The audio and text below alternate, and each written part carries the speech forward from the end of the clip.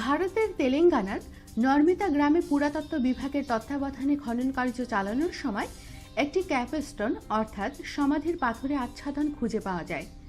মানুষের কবর খুঁড়তে গিয়ে এত বড় ক্যাপস্টোন পাবেন তেমনটা আশা করেনি পুরাতত্ত্ববিদরা।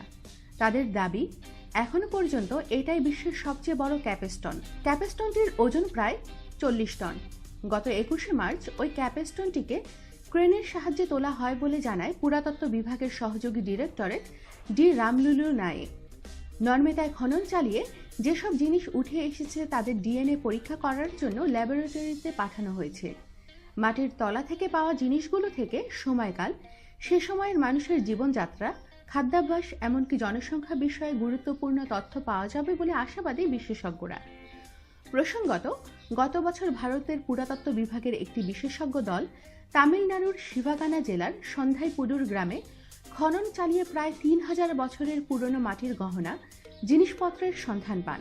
সেই গ্রামেও নাকি হরপ্পা সভ্যতার মতো নিকাশি ব্যবস্থাও রয়েছে বলে জানান। আমাদের সাথেই থাকুন আর সাবস্ক্রাইব করুন।